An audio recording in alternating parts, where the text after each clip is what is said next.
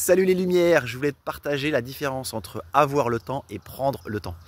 Je viens de voir une vidéo, c'est pour ça que ça me fait penser à ça, d'une femme qui est facteur piano et la journaliste lui demande si elle dessine. Et cette femme-là répond non, j'ai pas le temps. Et pour moi, bah si, on a tous le temps de faire ce qu'on veut du moment que c'est pour soi. Elle prend pas le temps parce que voilà, sûrement, là j'interprète, ou toi qui regarde cette vidéo-là, notre mental en fait qui se projette dans notre routine, donc ça on est habitué à ce qu'on va faire tous les jours, toutes les semaines, et en fait notre mental il a du mal à sortir de ce cadre-là parce que ça le rassure. Il a ses jalons qui lui font du bien et qui lui permettent d'avancer. Donc en fait si tu fais une activité sur laquelle tu n'as pas la main ou que tu n'as pas l'habitude de faire, qui est prendre du temps pour toi, et ben ton mental déjà il va te freiner.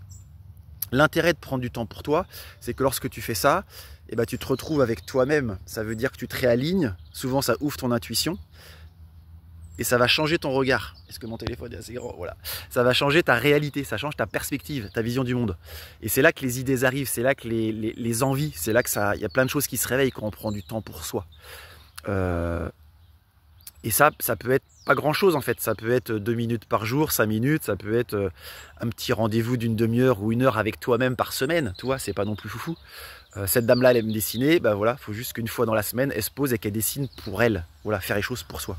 Ça peut être, tu prends un thé et puis tu regardes le paysage, tu es à la campagne, si tu es à la ville, et bah voilà, tu as forcément un parc près de chez toi, ou si tu veux faire de la musique, enfin toi, peu importe ce que c'est. C'est quelque chose que tu fais pour toi sans rien attendre des autres. Ça, c'est assez magique. Je rajoute aussi, quand tu dis oui à quelqu'un, c'est que tu dis non à toi-même, tu vois. Tu ne te permets pas de prendre du temps pour toi. Donc voilà, toutes les petites clés qui vont faire que bah, si tu as le temps, pose-toi, prends du temps pour toi, nourris-toi et tu verras que ça va changer ta réalité.